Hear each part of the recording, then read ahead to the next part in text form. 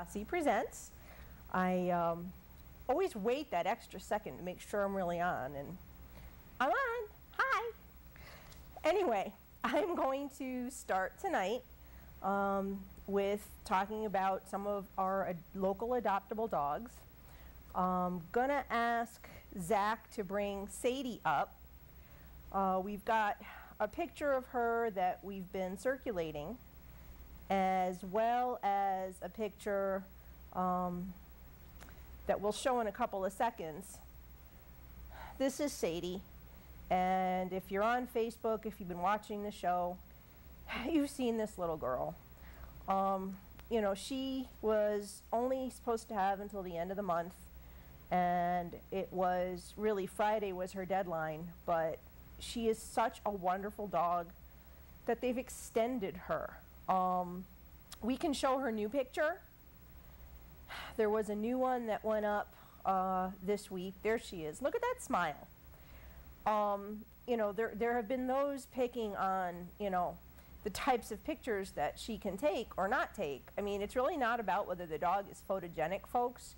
It's about the dog is going to die. I mean, at this point, she has until Monday, Tuesday, the very latest, because she is such a sweet girl. The pound really doesn't want to have to kill her.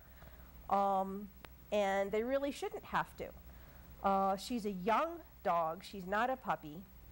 She is dog selective, which, if you're not familiar with what that means, it's like me. I don't like everybody, and I don't get along with everybody.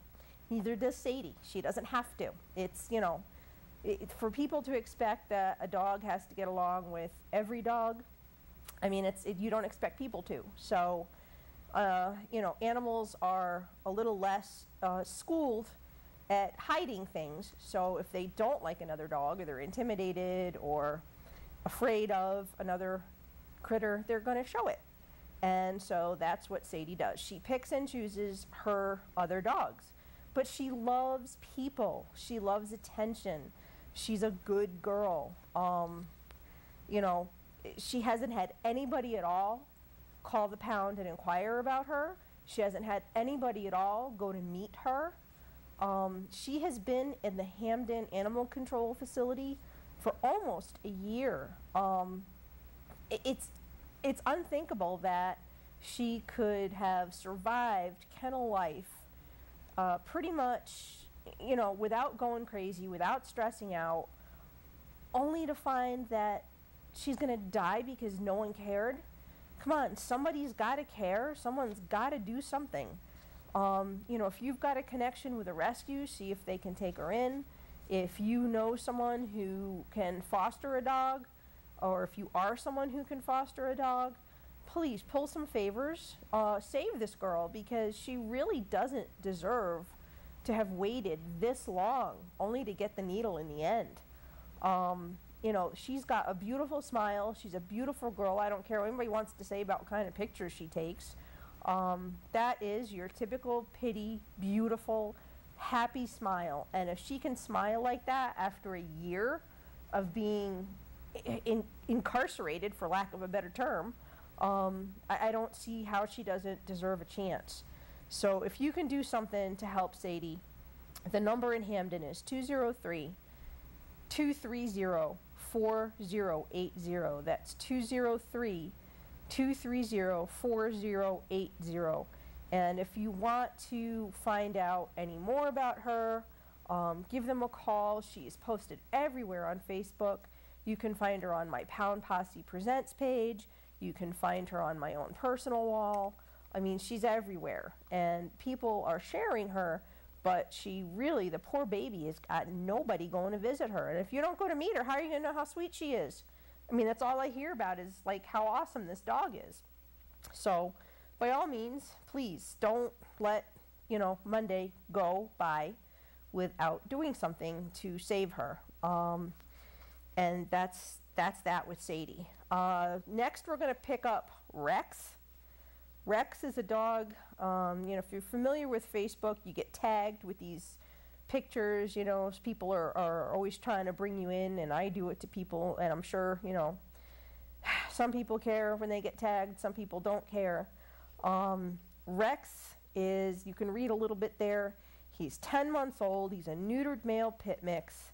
He's a parvo survivor, which if you're familiar with parvo, not all dogs survive it. It's a terrible, terrible virus, and it attacks the dog's insides, basically eats them up. And, you know, it's hit or miss if they're going to survive or not.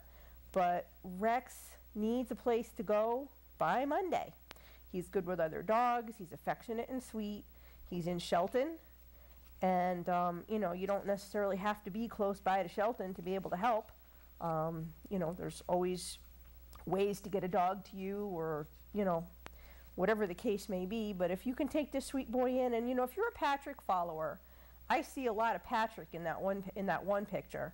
You know, so if you're a big Patrick fan, save this dog in Patrick's name. Why not? So if you are interested, the email is up there if you can see it. It's kstaff925@yahoo.com. kstaff925@yahoo.com. This poor guy survived parvo and got dumped at the vet. So, you know, he's not had a good start either. He's under a year old. I don't know what the ultimatum is if he doesn't have a place to go by the 1st, but let's try not to have to find that out. If you can help, if you can share him, he's also on my wall. He's on the Pound Posse Presents page. Again, everywhere you can look, he's there. And, you know, see what you can do with that. Next, I'm going to show you our guest from last week, Moxie, who is such a sweet girl. I had such a good time with her. This was taken right here in the studio with her little biscuits as a girl's best friend shirt on. She was an absolutely well-behaved, fabulous girl. Look at that sweet face, just begging for her forever home. I know her foster mom is completely enamored by her, but, you know, a foster, you want to find the dog a home as much as sometimes you wouldn't mind keeping them, because that allows you to open up and take in another dog. So, you know, just think, if someone were to adopt Moxie, her foster mom could take in another one. And that's how that goes, you know, until you hit that whole foster failure thing, which we've talked about before, where you fall in love with that dog and you decide to keep it, and there goes the foster home. But anyway, Moxie is 2 or 3 years old. If you watched the show last week, or even if you didn't, you can go back and watch. I mean, she's just really well behaved. She's a cuddler. She loves attention. She's very playful. She does have epilepsy, and it's well controlled on her medications. You know, she hasn't, I think, had but like 1 seizure since she went into the foster home she's in, and that's really not so bad. Just like anybody else, you put somebody on a medication and it should control things fairly well. So it doesn't have to be, you know, a big deal. She has special needs, and with proper management, just like everything else, she'll be fine. She loves everyone. She loves other dogs. So if you have another dog and, you know, you're looking for a playmate for this dog, she would be your absolute ideal, because I'm sure the 2 of them would just absolutely burn off their energy. They'd be best friends, and everybody could live happily ever after. And that's what it's all about. So if you want any further information about Moxie, she is a ward of the Wallingford Animal Shelter. You'd want to talk to Rachel. The number is 203-294-2180. That's 203-294-2180. And that's Moxie. God, look at that face. She's just begging for someone to love her. She's such a love. Anyway, on to the next dog. We've got a young girl who came out of one of those evil Manhattan, I think it was the Manhattan ACC. I remember this girl. She bounced around a little bit in foster homes.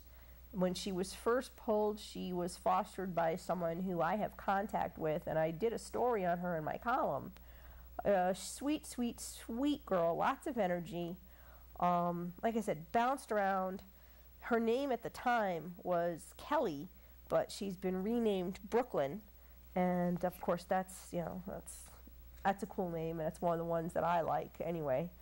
But poor Brooklyn, like I say, bounced around a little bit with fosters and was finally adopted.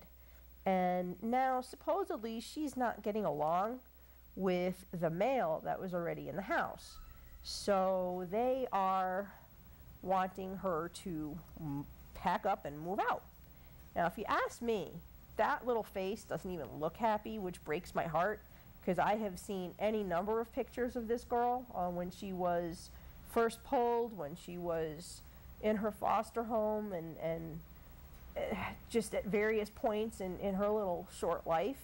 And if you ask me, those eyes look really sad, and that breaks my heart. So I really, it hurts to wonder how she's living, what's going on. I mean, you do see a dog behind her. Doesn't look like there's any big damage happening there, but who knows if that's even the dog, how many dogs that she's living with, that it's supposedly not working out. And I say supposedly because, I see and hear so much stuff, and I just think that sometimes a dog isn't as cuddly or as easy to handle, or something like that, and people just decide to bail. And I'll get on my soapbox about all of that in a few minutes. But she is literally, they're threatening to kill her if she's not out of there by, I think it's Monday, which is really crazy, because it's really not, I don't understand.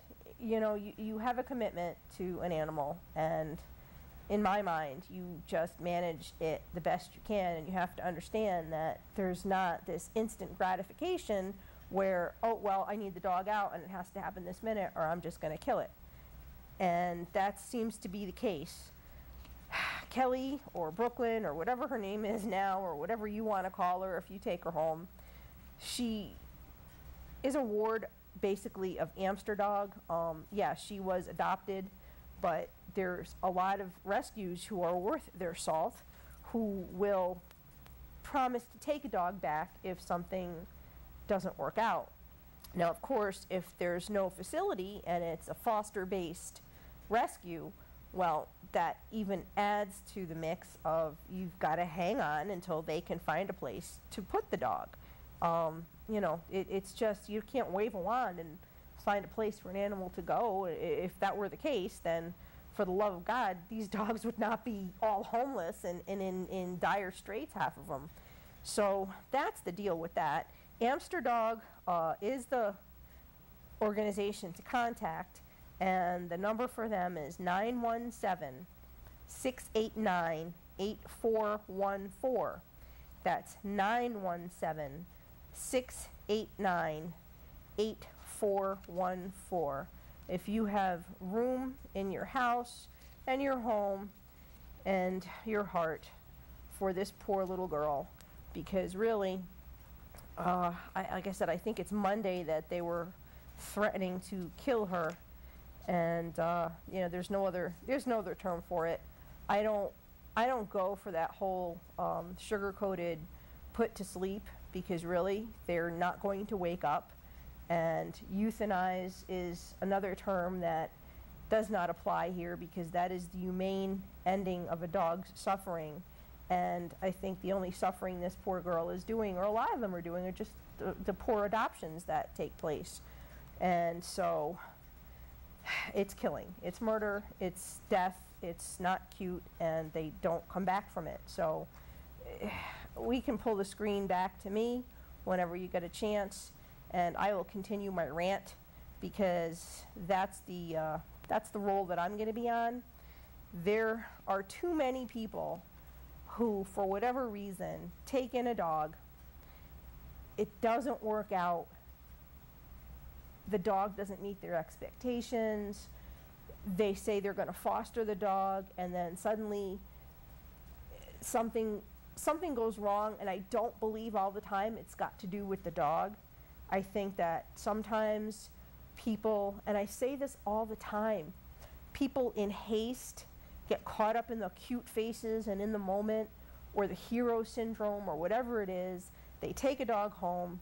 The dog isn't as easy to handle, is not trained. Maybe it doesn't get along with the other animals in the house, but you've got to manage that. When you decide that you don't want to do it anymore, you know, it puts that dog in just as bad a spot, if not worse, than if it had stayed in the pound and it stayed on their urgent list. You know, people who threaten to kill a dog if no one takes it, that's like blackmail. That's emotional blackmail, and I think it's very largely in response to the fact that these people reacted emotionally. Maybe the hero syndrome wore off. You know, I find too many people will offer to take a dog simply because the pats on the back, the elevation to hero status. Oh, you know, this dog was going to die, and, you know, Susie Q took the dog in, and oh, what a hero, and oh, yay, and great for you, and you saved her life, and all that. And about 32 seconds after people aren't paying that kind of attention to the person anymore, somehow the dog is faulty, or, you know, it's not getting along, or it's chasing the cat, or it's doing this, or it's doing that. And I can't buy it every single time. I just can't buy the story that these dogs go so wrong so fast every single time. When you take a dog in, you are responsible for it. I know that I've written about this and I've talked about this. You are responsible for the dog. If I didn't keep seeing all of these horror things that happen, I wouldn't have to keep talking about it. I wouldn't have to keep bringing back articles that I wrote last year about it. You know, you say you're going to rescue a dog and you put it in a worse situation where it is at risk of being killed, or in some cases, these people do make good on these threats and kill the dog for questionable reasons. You're not doing that dog a favor. Stay out of it. You know, whether the dog would have died in the pound, which is horrible, at the hands of strangers, or people who, you know, often don't even care, or in a home where God only knows what's happened in the week or the 2 weeks or the months or whatever the case may be, of that dog living in that home. Who knows what goes wrong and why a dog won't live up to its potential. And then they take it and decide to bring it to a vet and end its life. I don't see a big difference. If a person's not going to take a dog and be committed to it, don't take the dog. If the dog that you're taking is too much dog for you, you've got to know that right off the bat. You've got to know your limitations. And that's a hard thing, I think, for some people to even know. So really, you got to do your soul searching. You have to look around your house. You have to look in your own heart and know whether you're going to be able to commit to an animal, whether that particular animal is going to fit in your home, whether you are prepared for any eventuality. The two dogs not getting along, do you have, you know, they call it crate and rotate. You know, you have one in a room in a crate, you have the other one out. When that first one gets its time out, you kind of switch them off. It's a difficult way to live, but you have to manage it. You know, people are out there to help, but you can't basically in a matter of days expect somebody to be able to take a dog again. And if it is legitimately a difficult dog, you especially can't expect someone just to poof take a dog off of your hands, because everybody else is dealing with their own stuff. So you have to be willing to give things a chance and not just say, oh, well, I can't do this anymore, so if somebody doesn't take the dog, I'm going to kill it. And I have not a lot of respect, I'm sorry, for the vets that will do this. You know, oh, well, you know, I don't want Fido anymore, so I just want to kill him, and they do it. There are some very good ones out there who won't do that, who will say this is a perfectly healthy dog, there's no medical reason, there's no behavioral reason, and those are the vets that I have far more respect for, because really, just to kill a dog on a whim, I don't get that. I really, really don't, you know, because you're tired of it, because the hero syndrome wore off, because you realize you made a mistake. Think before you act, because there is a life at stake. And that's the end of my rant there, because I could go on and on. This was kind of a rough week for a couple of reasons, and you know, if you're in my Facebook circles out there, you know why. I'm not gonna go into it, but there's too much of this where people are pulling dogs and just, I don't know, their hearts may start out in the right place, but I wonder when, you know, all they're doing is trying to flip a dog, and we've talked about that, you know. And that's going to be, I think, a topic for another show.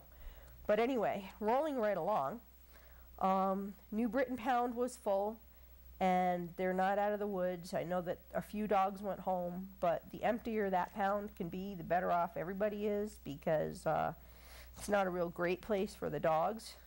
Hartford's had a few nail biters, and they've got some really sweet looking dogs coming up this week. So pay attention to both of those pounds. Look around, you know, some people don't realize, and I've said this before, you don't even realize you have a pound in your own town. Look it up, see what you can do to help, because there are too many dogs in need. There are too many dogs in trouble.